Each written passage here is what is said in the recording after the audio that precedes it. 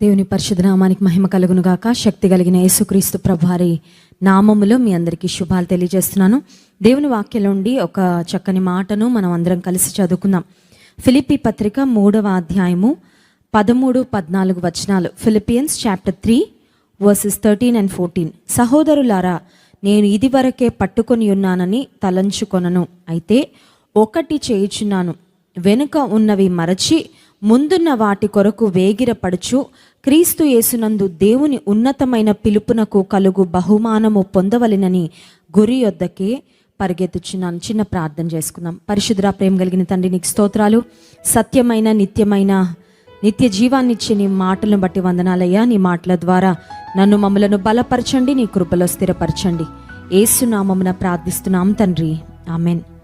అపోస్తలుడైన పౌలు ఆయా వ్యక్తులకు, ఆయా పట్టణాల్లో ఉన్న దేవుని సంఘాలకు దాదాపు 14 ఉత్తరాలు వ్రాయడం జరిగింది. అవన్నీ కొత్త నిబంధన గ్రంథంలో చూస్తే వాటన్నిటిలో చాలా అమూల్యమైన విషయాలు, నిజంగా మన జీవితానికి అవసరమైన విషయాలు, మనం అవలంబిస్తే గొప్ప ఆశీర్వాదాన్ని పొందుకునే అనేకమైన అంశాలు అపోస్తలుడైన పౌలు వ్రాసిన పత్రికల్లో మనం గమనిస్తున్నాం. ఫిలిప్పీలో ఉన్న దేవుని సంఘానికి వ్రాసిన ఫిలిప్పీ పత్రికలో 3వ అధ్యాయము 13-14 వచనాల్లో ఇప్పుడు మనం చదువుకున్న వాక్య భాగము విశ్వాస జీవితంలో చాలా ప్రాముఖ్యమైన వాక్య భాగము. మనం అప్లై చేసుకోవాల్సిన వండర్ఫుల్ స్క్రిప్చర్, ఒక శ్రేష్టమైన వాక్య భాగము అని గమనించాలి. 13వ వచనం ఇంకొకసారి చదువుతున్నాను. సహోదరులారా, నేను ఇదివరకే పట్టుకొని ఉన్నానని తలంచుకొనను. అయితే ఒకటి చేయుచున్నాను. I want to do one thing. ఏంటా వన్ థింగ్ అంటే, వెనుక ఉన్నవి మరచి ముందున్న వాటి కొరకై పడుచు క్రీస్తు యేసునందు దేవుని ఉన్నతమైన పిలుపునకు కలుగు బహుమానము పొందవలెనని గురి యొద్దకే పరిగెత్తుచున్నాను. Forgetting what is behind. వెనుక ఉన్నవి మరచి. విశ్వాస జీవితంలో కొన్ని విషయాల్లో మనకి మరుపు అవసరం. మనమేమో ఏం మర్చిపోము, ఏవి మర్చిపోకూడదో అవి మాత్రం మర్చిపోతుంటాం కదండి. కొంతమందికి సినిమా డైలాగులు, సినిమా పాటలు గుర్తున్నంత బాగా సబ్జెక్ట్ మ్యాటర్ గుర్తుండదు. అందుకే వాడు ఎప్పుడు ఎగ్జామ్లో ఫెయిల్ అయిపోతూ ఉంటాడనమాట.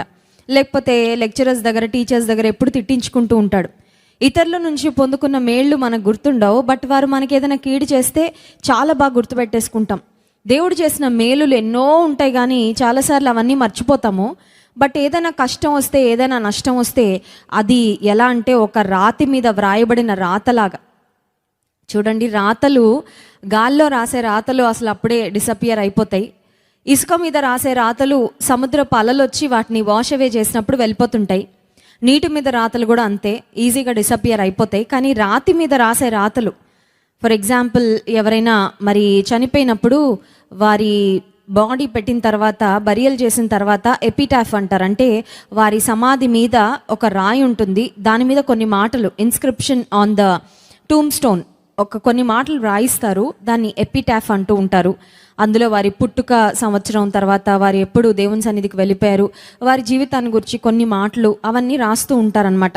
అవి ఏంటంటే రాతి మీద వ్రాసే మాటలు, రాతి మీద తొలిపించే మాటలు. కాబట్టి వర్షాలు వచ్చినా, ఎండలు వచ్చినా, ఎలాంటి పరిస్థితులు ఉన్నా ఆ రాతి మీద వ్రాయబడిన మాటలు అలాగే నిలిచిపోతాయి. కొన్నిసార్లు మనం ఏవి గుర్తుపెట్టుకోకూడదో వాటిని రాతి మీద రాతల వలె చాలా బాగా గుర్తుపెట్టుకుంటూ ఉంటాం. అపోస్తలుడైన పౌలు అంటున్నాడు, ఒకటి నేను చేయుచున్నాను. I want to do this one thing. What is the one thing? One thing అని చెప్పాడంటే అది ఇంపార్టెంట్ థింగే అయి ఉంటుంది, అది అప్లై చేసుకోవాల్సిన విషయం అయి ఉంటుంది. What is that one thing అని ఆలోచిస్తే, వెనుక ఉన్నవి మరచి. వెనుక ఉన్నవి మరచి అంటే అన్నీ మర్చిపోవాలా? అన్నీ మర్చిపోవాలంటే అన్నీ మర్చిపోకూడదు. ఆత్మీయ తండ్రి గారు అపోస్తలుడు జోసెఫ్ విజయ్ కుమార్ గారు మా వివాహం అయిన తర్వాత హాస్పిటల్లో అడ్మిట్ అయ్యారు, చిన్న ఆరోగ్య సమస్య వచ్చి. ఆ సమయంలో వెనక ఉన్న కొన్ని విషయాలు మర్చిపోయి నేను వెళ్తే నేను ఎవరో అన్నట్టు చూసేవారు. నాకు చాలా డిసప్పాయింటెడ్గా అనిపించేది. అంటే బహుశా ఒక టైం వరకు తనకి గుర్తున్నట్టున్నాయి, బట్ ఆ తర్వాత జరిగిన విషయాలు, పరిస్థితులు మర్చిపోయారేమో. జాన్ వెస్లీ గారు వస్తే ఓకే మా అబ్బాయి అన్నట్టు గుర్తుపెట్టేవారు, బట్ నేను వెళ్తే ఎవరో తెలియదు అన్నట్టు చూసేవారు. అప్పుడు నాకు అనిపించేది, అయ్యో నన్ను మర్చిపోయారా, మా మావయ్య గారు నన్ను మర్చిపోయారా అని కొంచెం బాధ అనిపించేది. వెళ్ళినప్పుడు దేవుని కృప వలన మళ్ళీ హెల్త్ రెస్టోర్ అయింది. ఆ తర్వాత మెమరీ పవర్ అంతా కూడా మళ్ళీ నార్మల్కి వచ్చేసారు దైవజనులు. ఎందుకు ఈ మాట చెప్తున్నానంటే, కొన్నిసార్లు మనం గుర్తుపెట్టుకోవాల్సిన మర్చిపోతే అది నష్టం కలుగజేస్తుంది, కష్టం కలుగజేస్తుంది. కానీ మర్చిపోకపోతే ఇంకా ప్రమాదం. ఏం మర్చిపోవాలి అని ఆలోచిస్తే వెనుక ఉన్న నీవు పొందుకున్న కష్టాలు, నీవు పొందుకున్న నష్టాలు, నువ్వు చేసిన పొరపాట్లు. ఆఫ్ కోర్స్ పొరపాట్ల నుంచి పాఠాలు నేర్చుకోవాలి. We must learn lessons from mistakes. ఒక దైవజనుడు ఏమంటాడంటే, బుద్ధి లేనివాడు చేసిన పొరపాట్లనే మళ్ళీ మళ్ళీ రిపీట్ చేస్తూ ఉంటారు అని.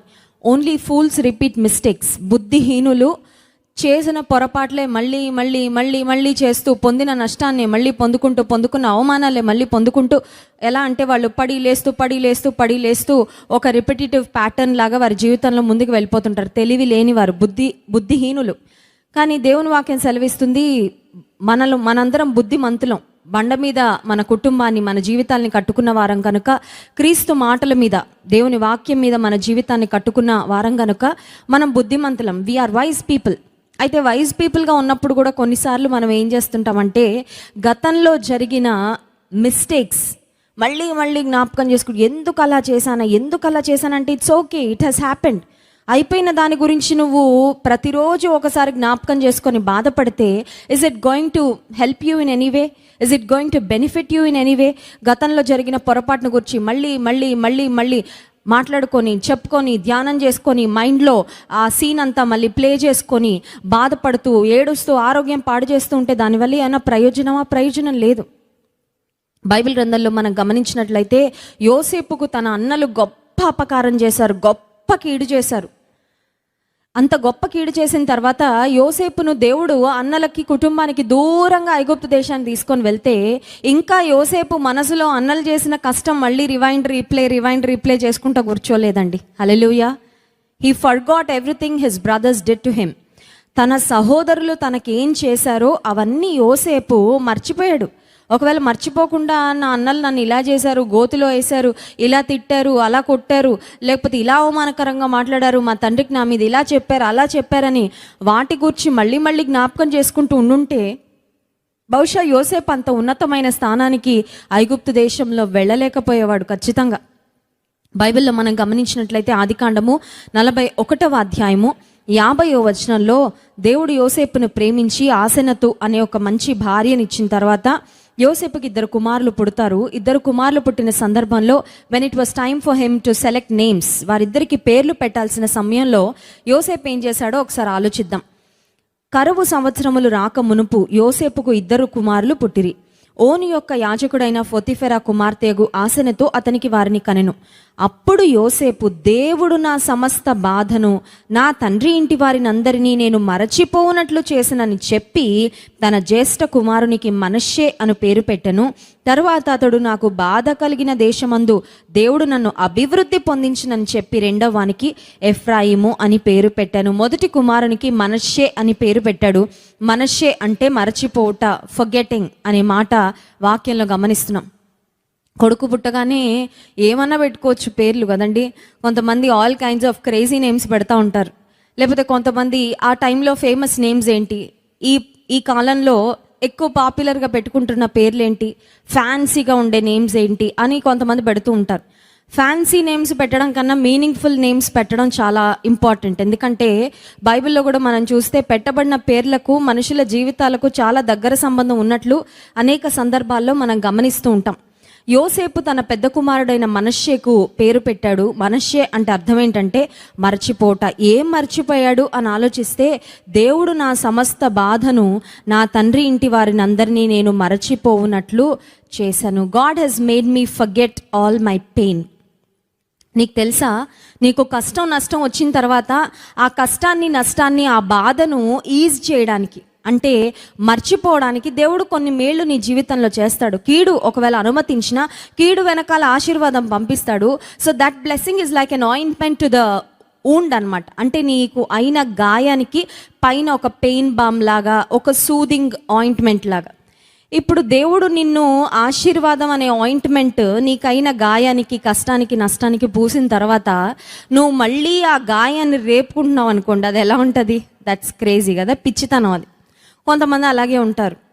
కష్టము, నష్టము, గొడవలు, గందరగోళాలు, అరుచుకోవడాలు, తర్వాత ఇంట్లో నుంచి బయటకు పంపించేసుకోవడాలు, లేకపోతే ఇంట్లో సామాన్లని పడేసుకోవడాలు, ఆ వస్తువు ఈ వస్తువు పగిలిపోవడాలు, ఇరిగిపోవడాలు, అవన్నీ ఎప్పుడు అయిపోయి ఉంటాయి. That is all past. ఇప్పుడు ప్రశాంతంగా దేవుని కృప వల్ల అందరూ దేవుళ్ళు ఎదుగుతూ వాక్యాన్ని కేవలం బ్రెయిన్కు మాత్రం పరిమితం చేయకుండా జీవితానికి కూడా అన్వయించుకుంటూ బ్రతుకుతున్నప్పుడు పరిస్థితులు మారాయి. కానీ కొంతమంది అవే జ్ఞాపకం చేసుకుంటూ ఉంటారు. ఇప్పుడు నీకు ప్రశాంతత ఇచ్చాడు దేవుడు, ఇప్పుడు నీకు god has given you peaceful time, సమాధానకరమైన సమయాలు ఇచ్చాడు, ఇంకా గందరగోళ సమయాల గురించి ఎందుకు ఆలోచిస్తావు? ఇంకా నీ జీవితంలో నువ్వు ఎదుర్కొన్న ఒంటరితనం గురించి ఎందుకు ఆలోచిస్తావు? ఇంకా నిన్ను మనుషులు అన్న మాటలను గురించి పదే పదే జ్ఞాపకం చేసుకొని ఎందుకు బాధపడతావు? అఫ్కోర్స్ సాక్ష్యం చెప్పేటప్పుడు ఒకవేళ దేవుడు ఇలా చేశాడు ఒక కార్యం అని ఒకసారి జ్ఞాపకం చేసుకొని చెప్పడం పర్వాలేదు. కానీ కొంతమంది ఎలా అంటే ఇంకా అదే పని అన్నమాట. జరిగిపోయిన కష్టాన్ని, జరిగిపోయిన నష్టాన్ని మళ్ళీ జ్ఞాపకం చేసుకుంటూ వారికైనా గాయాన్ని మళ్ళీ రేపుకుంటూ ఉంటారు. ఇలా అయిందండి, ఇలా అవ్వకుండా ఉండాల్సింది, నేను ఇలా చేయకుండా ఉండాల్సింది, నేను ఇలా మాట్లాడకుండా ఉండాల్సింది, మేము ఈ పనిలో ముందుకు వెళ్లకుండా ఉండాల్సింది, పలానా వారితో సంప్రదించకుండా ఉండాల్సింది. ఇట్స్ హ్యాపెండ్, అయిపోయింది అది. ఇంకా దాని గురించి నువ్వు ఎందుకు బాధపడతావు? యోసేపు మనష్షే అని తన పెద్ద కుమారునికి ఎందుకు పేరు పెట్టాడంటే, దేవుడు నా కష్టాన్ని, నా బాధను మరచిపోయేటట్లు చేశాడంటే యోసేపు మర్చిపోయాడండి. కొన్నిసార్లు నీకు మనుషులు కలుగజేసిన బాధను నువ్వు మర్చిపోకపోతే వారిని నువ్వు ప్రేమించలేవు, ఇంపాసిబుల్. కనీసం వారిని పలకరించలేవు. మనుషులు బాధ కలుగజేయచ్చు, బట్ దేవుని బిడలంగా వెనుక ఉన్నవి మర్చిపోవాలి. You have to forget. మనమేమో దేవుడు చేసిన మేలు మర్చిపోతాం, కానీ అయిన కీళ్ళు అన్నీ చాలా బాగా గుర్తుపెట్టుకుంటూ ఉంటాం. దావీదు జీవితంలో కూడా ఒక సిమిలర్ ఇన్సిడెంట్ తన జీవితంలో జరిగింది. 2 సమూయేలు గ్రంథం 12వ అధ్యాయము 15వ వచనంలో మనం గమనించినట్లయితే, దావీదు భయంకరమైన పాపాన్ని బత్షెబాతో చేసిన తరువాత బత్షెబా గర్భవతి అవుతుంది. ఆ సమయంలో బత్షెబాకు ఒక కుమారుడు పుడతాడు. చూడండి, 2 సమూయేలు గ్రంథం 12వ అధ్యాయము 15వ వచనం, 14వ వచనం నుండి చదువుతున్నాను. అయితే ఈ కార్యం వలన యెహోవాను దూషించుటకు ఆయన శత్రువులకు నీవు గొప్ప హేతువు కలుగజేసేది కనుక నీకు పుట్టిన బిడ్డ నిశ్చయముగా చచ్చునని దావీదుతో చెప్పి తన ఇంటికి వెళ్ళెను. నాతాను ప్రవక్త చెప్పిన మాట ఇది. 16వ వచనం, యెహోవా ఊరియా భార్య దావీదునకు కనిన బిడ్డను మొత్తినందున అది బహు జబ్బుపడెను. దావీదు ఉపవాసముండి లోపలికి పోయి రాత్రి అంతయు నేల పడి ఉండి బిడ్డ కొరకు దేవుని బతిమాలగా ఇంట్లో ఎన్నికైన వారు లేచి అతన్ని నేల నుండి లేవనెత్తుటకు వచ్చిరి. కానీ అతడు సమ్మతింపక వారితో కూడా భోజనము చేయక ఉండెను. 18వ వచనం, 7వ దినమున బిడ్డ చావగా చనిపోయిన తర్వాత బిడ్డ ప్రాణముతో ఉండగా మేము అతనితో మాట్లాడినప్పుడు అతడు మా మాటలు వినకయుండెను. ఇప్పుడు బిడ్డ చనిపోయినని మనం అతనితో చెప్పిన ఎడల తనకు తాను హాని చేసుకొనునేమో అనుకొని దావీదు సేవకులు బిడ్డ చనిపోయినను సంగతి అతనితో చెప్ప వెరచిరి. అయితే దావీదు తన సేవకులు గుసగుసలాట చూచి బిడ్డ చనిపోయినను సంగతి గ్రహించి బిడ్డ చనిపోయినా అని తన సేవకులను అడుగగా వారు చనిపోయినన్రి. అప్పుడు దావీదు నేల నుండి లేచి స్నానము చేసి తైలము పూసుకొని వేరు వస్త్రములు ధరించి యెహోవా మందిరములో ప్రవేశించి మ్రొక్కి తన ఇంటికి తిరిగి వచ్చి భోజనము తెమ్మనగా వారు వడ్డించిరి. ఇప్పుడు బత్షెబా ద్వారా ఒక కుమారుడు పుట్టాడు. పుట్టగానే జబ్బు చేసింది. అండ్ అప్పటికే నాతాను ప్రవక్త వచ్చి చెప్పాడు ఆ బిడ్డను దేవుడు మొత్తబోతున్నాడని. సో ఆ కుమారుడు చనిపోతాడని తెలిసినప్పుడు తను చేయగలిగిన పనంతా చేశాడు. ఉపవాసం ఉన్నాడు, ప్రార్థన చేశాడు, అంగలార్చాడు దేవుని సన్నిధిలో. బట్ 7వ దినాన in spite of everything he did, తను చేయాల్సిందంతా చేసినప్పటికీ 7వ రోజున ఆ బిడ్డ చనిపోవడం జరిగింది. చనిపోతే ఇప్పుడు దావీదు చుట్టూ ఉన్న పరివారం అతను వచ్చి ఆ వార్త చెప్పడానికి భయపడుతున్నారు. ఎందుకంటే బిడ్డ సిగ్గా ఉన్నప్పుడే అన్నం తినలేదు, తర్వాత ఎవరితో మాట్లాడలేదు, చాలా అప్సెట్గా ఉన్నాడు రాజు. బట్ బిడ్డ చనిపోయాడు అని తెలిసిన తర్వాత ఈ వార్తను ఎలా డైజెస్ట్ చేసుకుంటాడు, యాక్సెప్ట్ చేయగలడో లేదో అని అందరూ భయపడుతుంటే దావీదు రియాక్షన్ చాలా డిఫరెంట్గా ఉందండి. దావీదు రియాక్షన్ ఏంటంటే, చనిపోయిన బిడ్డ ఇంకా ఎలాగో తిరిగి రాడు, I'm not going to get back that son. చనిపోయిన బిడ్డ మంటికి మన్నుగా నేను అప్పగించేశాను, సో ఆ బిడ్డ మళ్ళీ తిరిగి రాడు ప్రాణంతో. అందుకని ఇప్పుడు వెళ్ళి దేవుని సన్నిధిలో ప్రార్థన చేసుకొని తన తప్పులు ఒప్పుకొని ఉండుంటాడు ఖచ్చితంగా. ఆ తర్వాత వచ్చి భోజనము చేశాడు. అంటే జరిగిపోయిన కష్టము, నష్టము అది రిపేర్ చేయలేని డ్యామేజ్ అయినప్పుడు ఆ విషయం దేవునికి అప్పగించి తన తప్పును సరిదిద్దుకొని దేవుని సన్నిధిలో క్షమాపణ అడిగి he mood on with his life.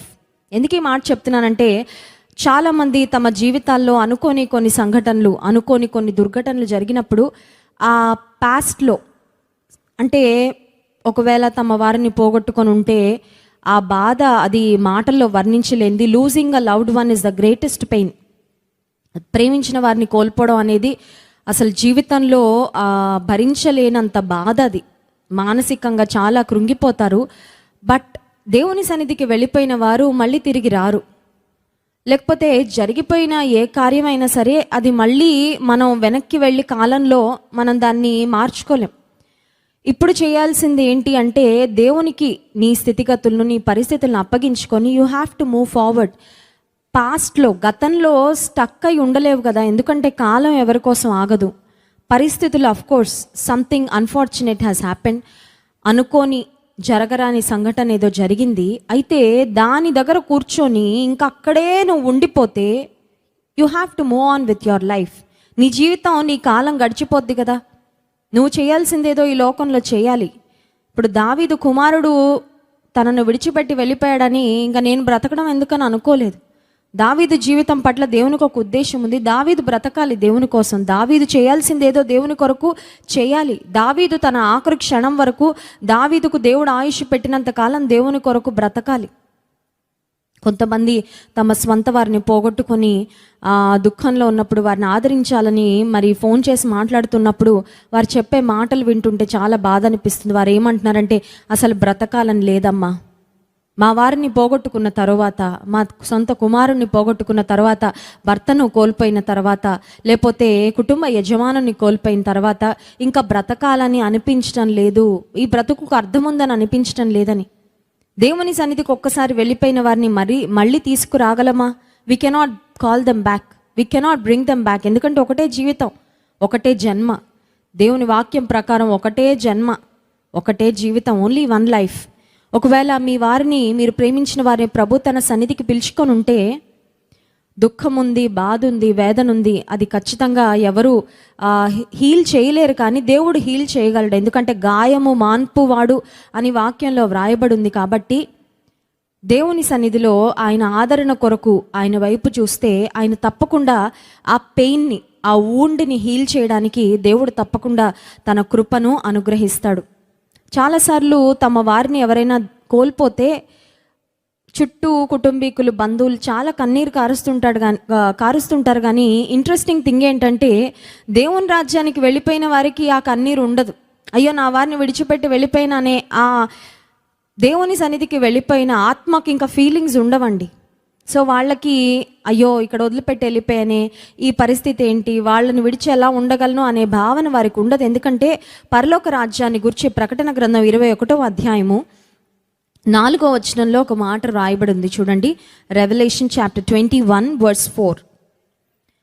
ఆయన వారి కన్నుల ప్రతి బాష్ప బిందువును తుడిచివేయును, మరణము ఇక ఉండదు, దుఃఖమైనను ఏడ్పైనను వేదనైనను ఇక ఉండదు, మొదటి సంగతులు గతించిపోయినని సింహాసనములో నుండి వచ్చిన గొప్ప స్వరము చెప్పుట వింటిని. దుఃఖమైనను ఏడ్పైనను వేదనైనను ఉండదు. This neither sorrow Nar crying. ఏడ్పు, దుఃఖము, వేదన పరలోక రాజ్యంలో ఉండదు. సో నీ వారు దేవుని సన్నిధిలో ఆనందిస్తూ ఉంటే వారి కొరకు ఎంతకాలం దుఃఖపడినా వారు తిరిగి వస్తారా? వారిని తిరిగి నువ్వు పిలవగలవా? వారిని తిరిగి పొందుకోగలవా? నో. ఇప్పుడు చేయగలిగింది ఏంటి? What can I do now? ఇప్పుడు చేయగలిగింది ఏంటంటే, నా జీవితాన్ని ఇంకెలా ముందుకు నడిపిస్తావు? నువ్వు నడిపించయ్యా. నేను కోల్పోయాను నిజమే. ఒకవేళ కుటుంబ యజమానుని కోల్పోయి ఉంటే ఆ యజమానుడు లేని లోటు నువ్వు తీర్చు ప్రభువా. ఎందుకంటే వాక్యంలో చాలా ఆదరణకరమైన వాగ్దానాలు ఉన్నాయండి. విధవరాండ్ర పక్షంగా, తండ్రి లేని వారి పక్షంగా దేవుడు వ్యాజ్యమాడతానని, వారి పక్షాన నిలబడతానని వాగ్దానం చేశాడు. దేవుని వాగ్దానాలను బట్టి ధైర్యం తెచ్చుకొని ముందుకు సాగిపోవటమే. If you are stuck in the past, ఒకవేళ గతంలో హృదయానికైన గాయము, మీ జీవితంలో ఒకవేళ ఒక ముఖ్యమైన వ్యక్తిని కోల్పోవడం వలన ఒక తెలియని లోటు మీ జీవితాన్ని వెంటాడుతూ ఉందేమో, దేవుని సన్నిధిలో అడగండి, ప్రభువా నాకు మరుపు కలుగచే ప్రభు. ఎందుకంటే వారు తిరిగి రాలేరు. జరిగిపోయింది నేను మళ్ళీ తిరగ రాయలేను, జరిగిపోయిన పరిస్థితులు మళ్ళీ వెనక్కి వెళ్ళి నేను మార్చుకోలేను. అయితే గతంలో అయిన pain, what ever I have gone through, help me to forget it. కేవలం స్వంత వారిని పోగొట్టుకున్న విషయం మాత్రమే కాదు, కానీ కొన్నిసార్లు కొంతమంది ఆర్థికంగా కొన్ని రాంగ్ ఇన్వెస్ట్మెంట్స్ చేసి చాలా ఆర్థికంగా నష్టపోతారు. ఇంకా లైఫ్ లాంగ్ అప్పుడెందుకు డబ్బులు ఇచ్చానా, అప్పుడెందుకు ఆ బిజినెస్లో పెట్టానా, అప్పుడు ఇవ్వకపోయింటే బాగుండేది అనే థాటే ప్రతిరోజు. నువ్వు గతం గురించి బాధపడుతూ ఉంటే ఇప్పుడు చేయాల్సిన ఇన్వెస్ట్మెంట్ చేయలేకపోతున్నావు కదా, ఇప్పుడు తీసుకోవాల్సిన డెసిషన్స్ చేయలేకపోతున్నావు కదా. What you do today will decide your tomorrow. ఈరోజు నువ్వు తీసుకొని నిర్ణయాలను బట్టి రేపు నీ జీవితం ఆధారపడి ఉంటుంది. కాబట్టి గతాన్ని బట్టి ఇప్పుడు నువ్వు ఉన్నావు ఈ స్థితిలో, బట్ అట్లీస్ట్ ఇప్పుడు దేవుని సహాయంతో వైజ్ డెసిషన్స్ తీసుకుంటే రేపు ప్రొద్దు నీ భవిష్యత్తు బాగుంటుంది కదా. Why don't you be wise? దేవుని జ్ఞానాన్ని కోరుకొని ఎందుకు చక్కగా జ్ఞానంతో మంచి అడుగులు వేయకూడదు?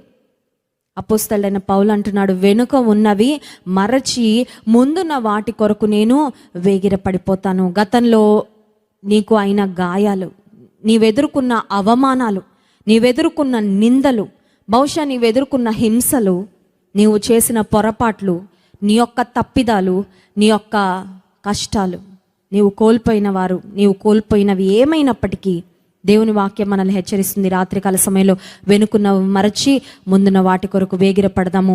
దేవుడు అట్టి కృపను మనందరికీ అనుగ్రహించును గాక. ఆమెన్. దేవుని స్తుతించి ఆరాధించుకుందామండి. This is a time to praise and worship god. స్తుతించడానికి ఏ కారణం లేదండి. స్తుతించడానికి మనసు కూడా లేదు, పరిస్థితులు బాగాలేవు అన్నట్లయితే మనసు లేకపోయినా ఆరాధిద్దాము. దేవుని ఆరాధిస్తూ ఉండగా మన హృదయంలో ఉన్న భారము ఎత్తివేయబడుతుంది. You can feel that burden lifted away, taken away as you worship god. ప్రభు ఆత్మ నాపై కుమ్మరించబడినప్పుడు దావీదు వలె నాట్యం ఆడెదనని పాట పాడి దేవుని స్తుతిద్దాం.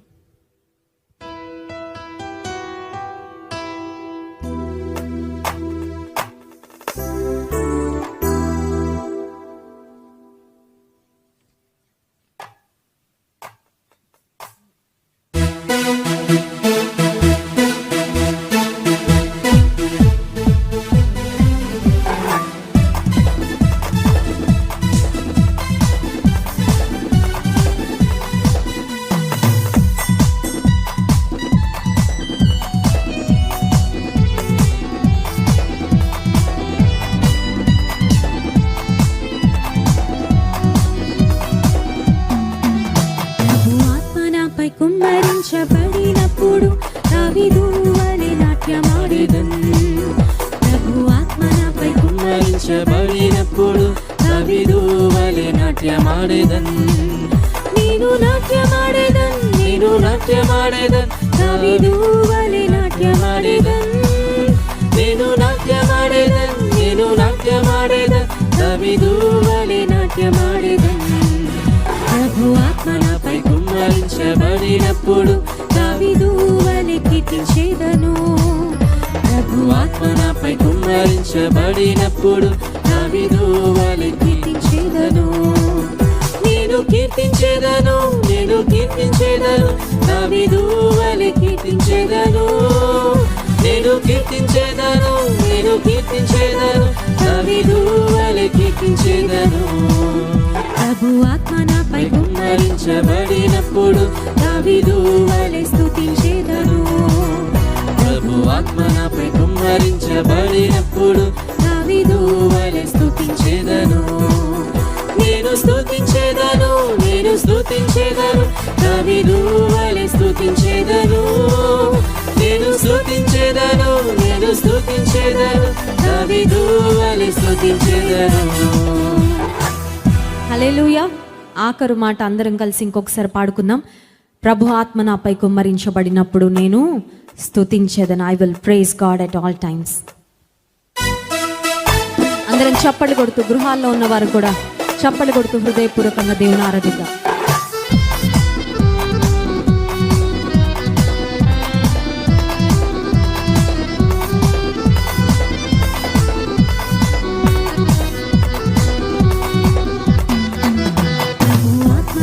కుమ్మరించబడినప్పుడు దావీదు వలె స్తుతించెదను. ప్రభు ఆత్మ నాపై కుమ్మరించబడినప్పుడు